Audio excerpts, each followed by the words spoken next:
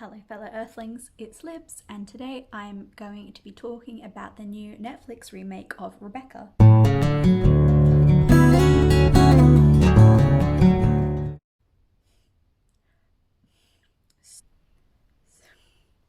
So I actually really like the original, and I do think, those who have seen it seem to have a different opinion of the new movie versus someone who has never seen the original. And I can't really blame anyone who hasn't seen the original. It did come out in 1940. It's fair enough if you have not seen that. But it did win the Oscar for Best Picture that year, so I mean it's a very solid film, and I would highly recommend you watch the original. I'm pretty sure you can see it on YouTube. It's great. I recommend it. My wardrobe is in the frame. Should just actually no, that looks a bit okay, lighting wise that's actually better, so we'll keep that there. Yeah, I just wanted to talk about the 2020 Rebecca, but I cannot talk about this film without talking about the original. It's just not possible because I have to compare everything. And even though my uni has informed me that I'm not actually that great at comparison essays, I'm still gonna do it because I have to. It's too much in my DNA. Even if I'm not good at it, I'm gonna do it anyway. Okay, so for those of you who do not know, Rebecca is based on the 1938 novel by the same name by Daphne du Maurier. Now, I haven't read the book, which probably will make this a slightly more cohesive video. Hopefully it goes a bit better than when I tried to review Emily in Paris, which I still haven't finished editing because I rambled for an hour. And it was just me ranting the same thing over and over. So hopefully that will be up now because I've been editing it for 2 weeks and my editing's not that fancy, but it's a lot to get through. My rambling just can't deal with it for too long. So this is the story of an unnamed young woman who is a paid companion for this older, I think she's American. Yeah, she's an American lady. They go on holiday to Monte Carlo, I believe, where she meets this handsome, dashing widower dude, and becomes obsessed and falls in love with him, and then they get married and they go to his estate, and it feels creepy because his dead wife's memory is just associated with every single thing around there, and she starts to go a little bit insane, but not completely. And everyone wants to know how she died because things aren't adding up, and there's a mystery kind of, and yeah, that sums it up without giving any spoilers. There will be spoilers. I feel like I should say that. That's an important part of these kinds of videos, right? Spoiler warning. So you guys should be super impressed because I actually took notes this time because I knew I would make a video about it. My notes are terrible. They don't make a lot of sense, but we're gonna see how we go. I do like that my first note is, look, I took notes. So be impressed. Number 1, and this is probably the most ridiculous thing to care about, but I did not like the font at the start of the film. They tried to make like a motif out of the water aspect of the story, which I can kind of understand, but at the same time, I don't know, just is it real? The water really that important? Not really, so whatever. It just seemed a bit of a wishy-washy font, and it moved, and I didn't like it. A lot of voiceover at the start. So we all know there's got to be at least a little bit of voiceover or narration in Rebecca. I mean, you have the the famous opening line, and you can't really pretend that didn't happen.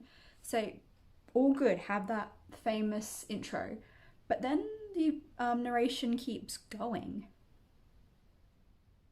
It just keeps going, and I don't know why it didn't need to keep going. I don't even know what was said anymore in that narration, but it was completely unnecessary to keep going with the narration. Like, just tell the story, don't show us, don't tell us. Once you're done with the pointless narration, things start to pick up a bit. You get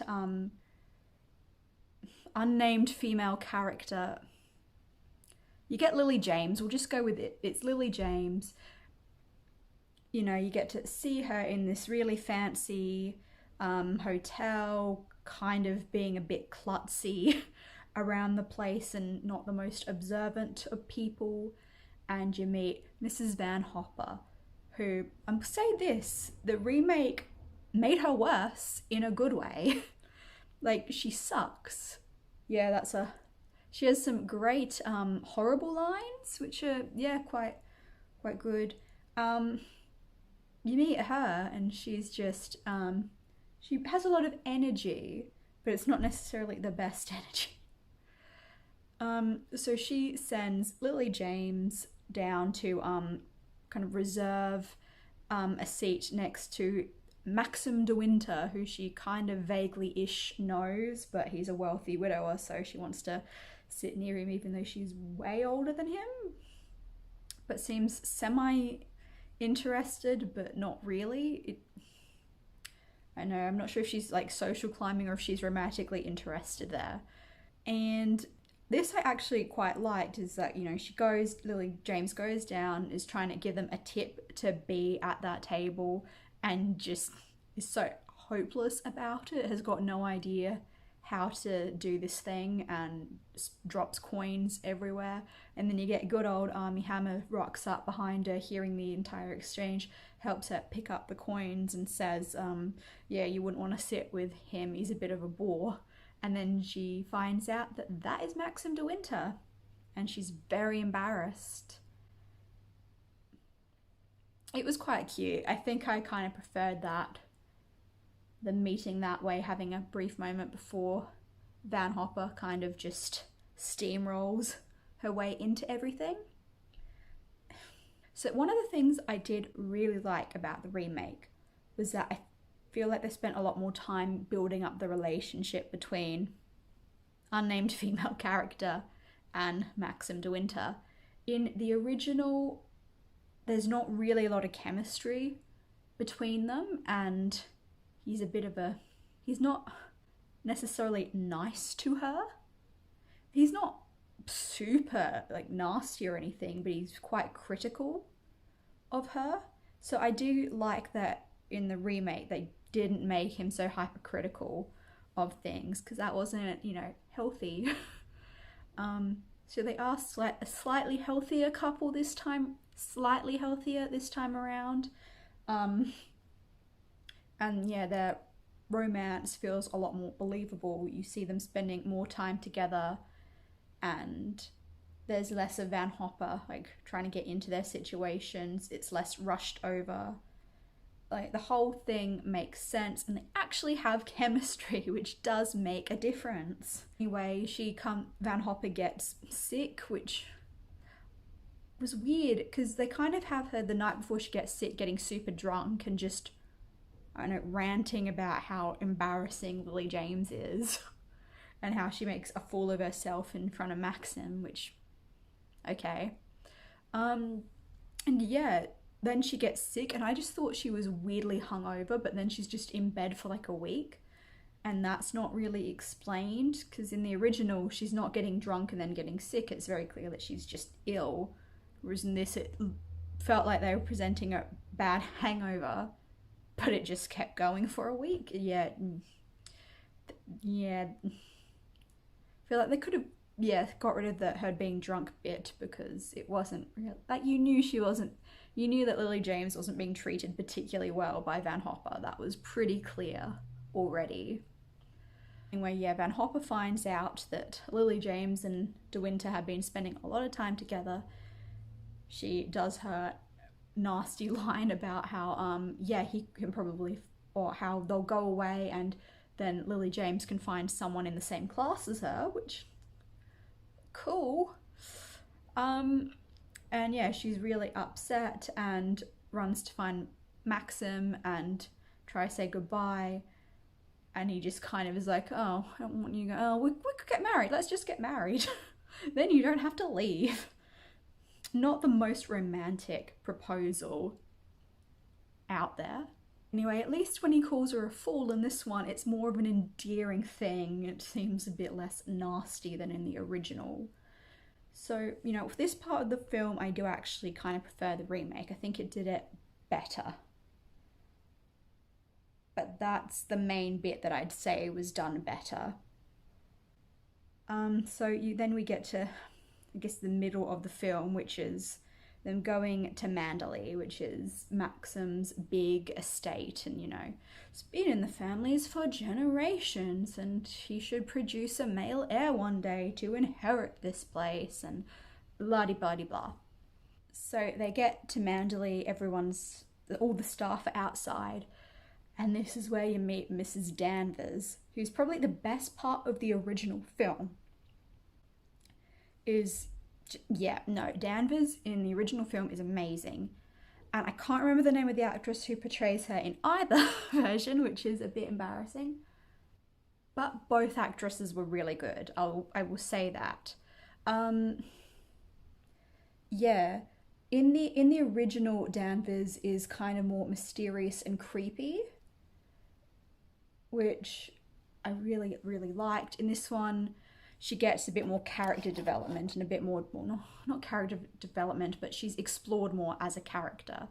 And that's one of the things that this film did well, is almost every character is expanded upon in some way. They get a bit more to do, except for Maxim, really. I feel like Maxim's the only character who doesn't really have his role extended in any way, and that's fine. I mean, he never seemed that interesting or complex to begin with. He's just mysterious about things.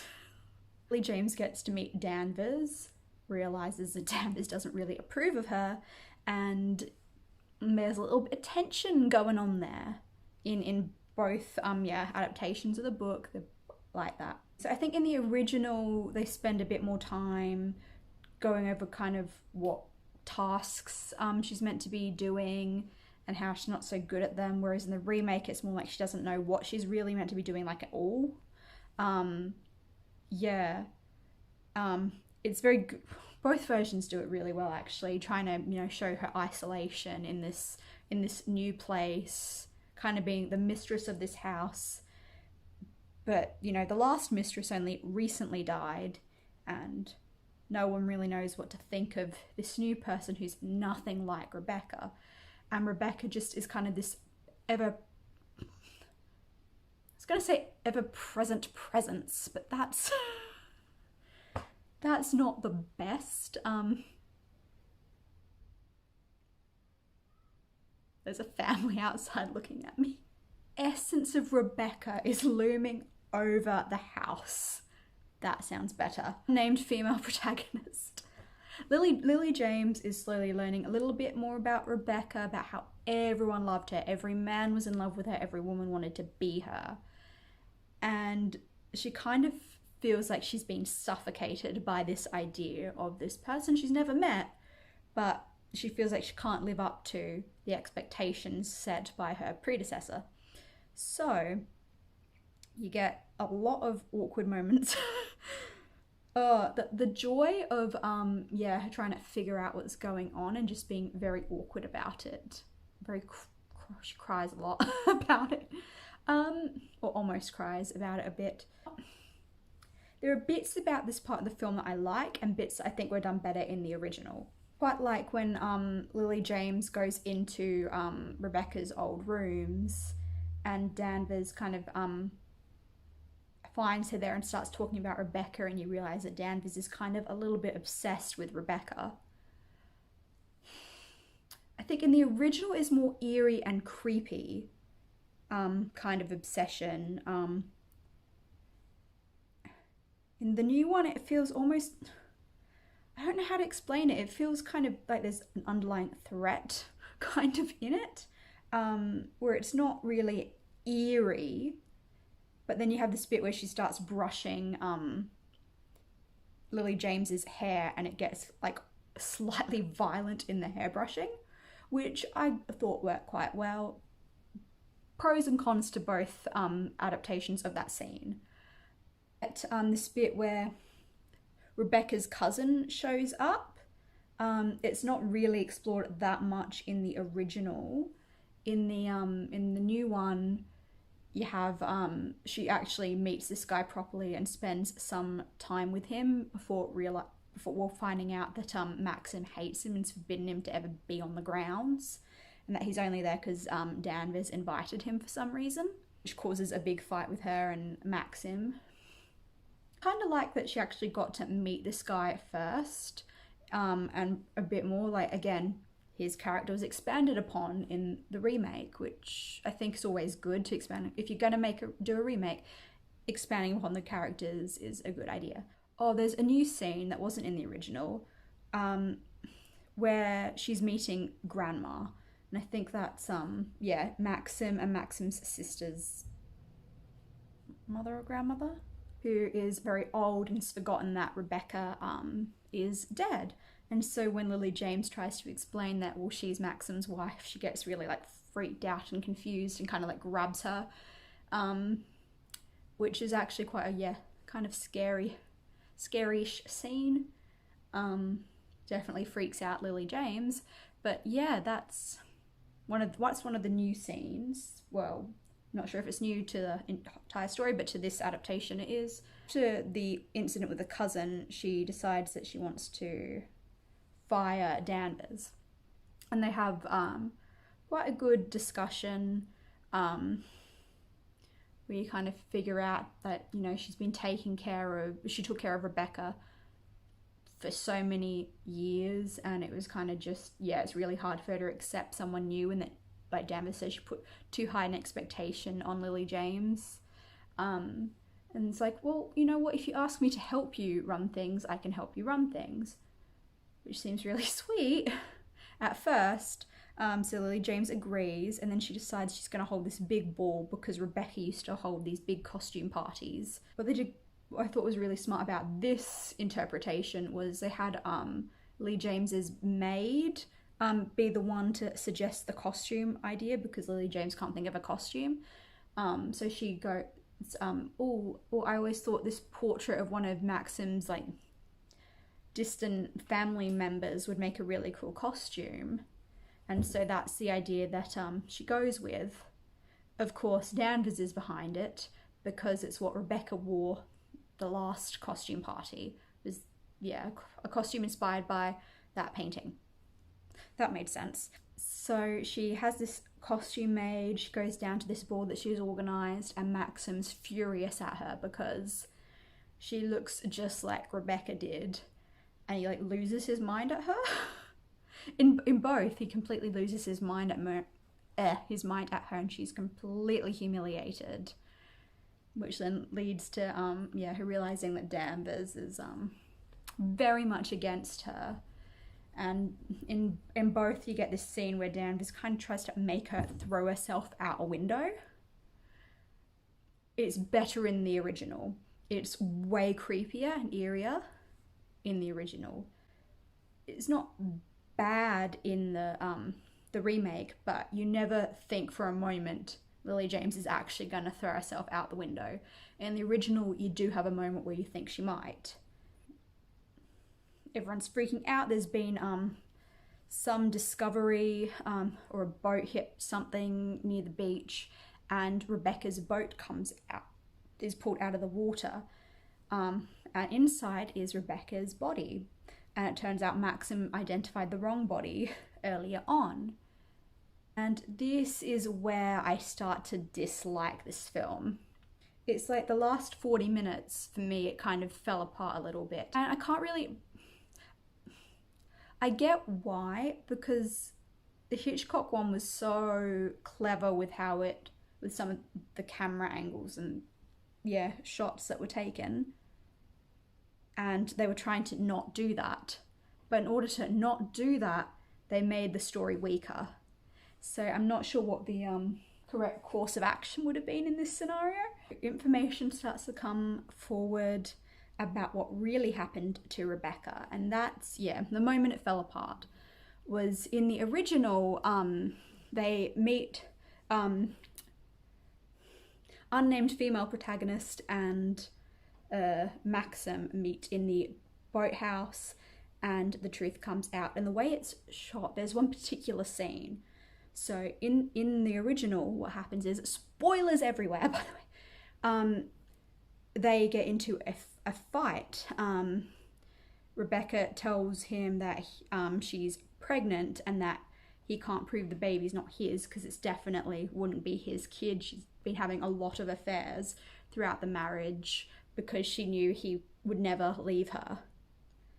And she makes him get really angry, and he pushes her, and she falls and cracks her head open and dies.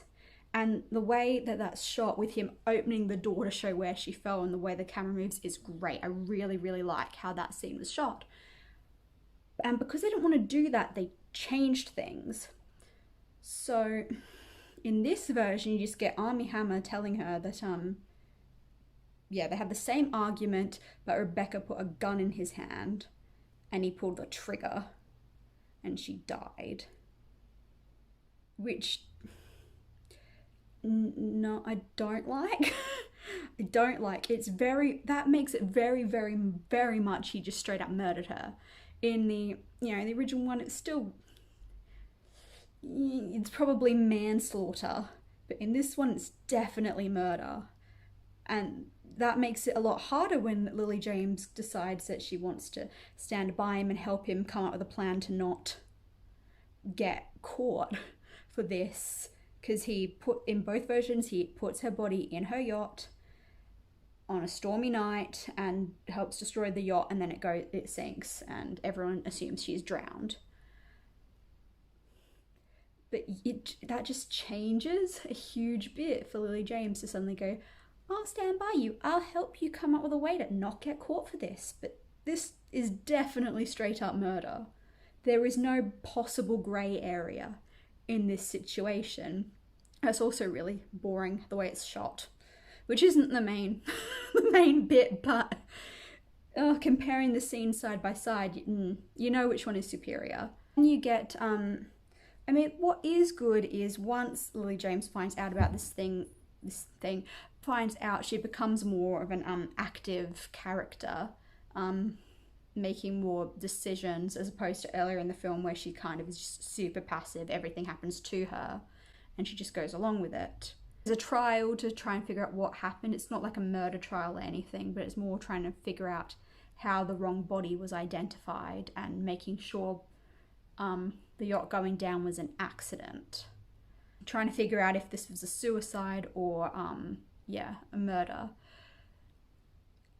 And I get why they changed some of it, because in the original, it's very like everyone in the courthouse seem to be a bit chummy with each other, and they're all kind of happy to take someone they think might have committed a murder to gather evidence, which seems weird. So in the new one, they don't do that, but I think it's just like a time period thing. And instead, Lily James tries to race ahead to Rebecca's doctor, because she wants to hide the evidence that Rebecca was pregnant, because that's why they think Maxim would have killed her, is because it was someone else's kid. Anyway, in both versions, they eventually find out that it wasn't that Rebecca was actually really sick, and she didn't want to die sick, so she made Maxim kill her so that she didn't have to suffer. Yeah. It's a bit weird. Can't say it's my favorite twist, but there it is. And Maxim is now free because obviously it was a suicide. To everyone else, everyone thinks it's a suicide. I don't know why in the new one they did this. They have this scene where they they bother to fire Danvers, I think before she gets the information. And they learn that it was they learn it was a suicide.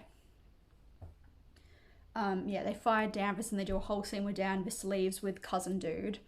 But then once it all the truth comes to light, or that she was sick, Rebecca was sick and that's why she died, Danvers burns down Amanda Lee. So I don't know why they bothered having her leave for her to go back to burn it down instead of just having her be there the whole time. That could have very easily been changed, and I don't know. It seemed a bit random that somehow she got back into the house when she no longer works at the house. So in the original, Danvers goes down with the house, and it's so eerie and creepy. I really like how that was done. It was great. In this, Danvers isn't in the house, and Lily James runs to the boathouse, which is also now up in flames, and Danvers throws herself off the cliff to die in the water like Rebecca did, even though Rebecca didn't die in the water. Although I guess she thinks that Rebecca did. But yeah, I don't know. I feel like it just wasn't quite as strong of an ending. And that's not quite the end in the new version. But I don't know. I think in the original it felt a little bit stronger to have her just go down in flames as opposed to throwing herself off the cliff and having one last conversation with Lily James that I don't think was necessary. Then you get the ending where Lily James and Maxim have decided they're going to travel the world in order to find a new home, and they're now chilling out in Cairo. One of my bigger issues was the dream sequences or more horror-y aspects, because like Rebecca's not a horror. It's not part of the horror genre, but they started having these, I don't know, dreams that Lily James has that have these random CGI effects that make it more horror-y. And I just don't know why. I feel like they could have done eerie dream sequences without random CGI, like, was it Ivy? There was someone on the floor that like swallows her. I feel like they could have done it without that CGI element, because I don't think anyone likes random CGI elements in films where it doesn't really make sense for it to be there. I feel like I probably explained what the cons for me were, but pros was, way more emphasis on the characters. They were all fleshed out except for Maxim. I really liked the set design. I think the sets were amazing. They looked really, really cool. And a lot of the cinematography was it's probably not fair to compare a film that came out in 1940 to 2020 in regards to cinematography, but it's really nice cinematography in a lot of the shots. That's probably not what I wanted to say, but it looks really nice. It's a very nice looking film. I just have mainly my issues are with some of the changes that were made at the very start and in the last 40 minutes. They really dampened it for me. But it's not a bad film. I'm not going to say don't watch it or that I don't recommend it. It's just underwhelming to me. And I had quite high expectations of this film. I like Lily James. I like Armie Hammer.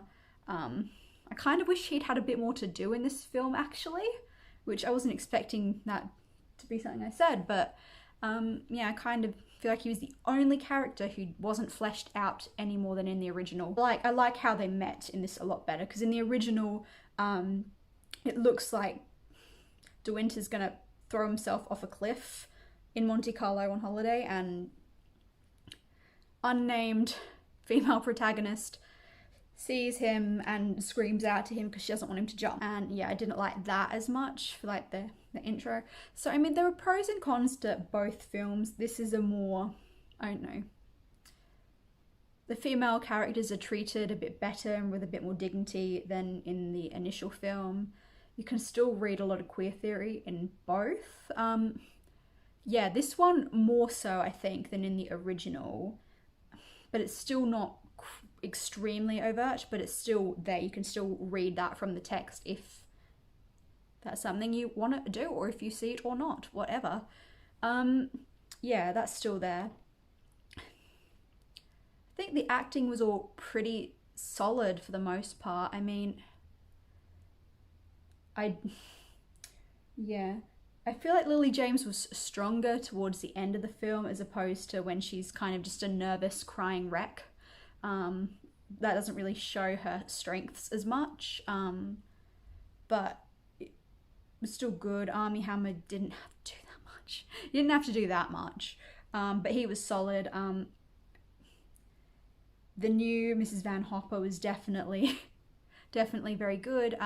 Danvers was also quite.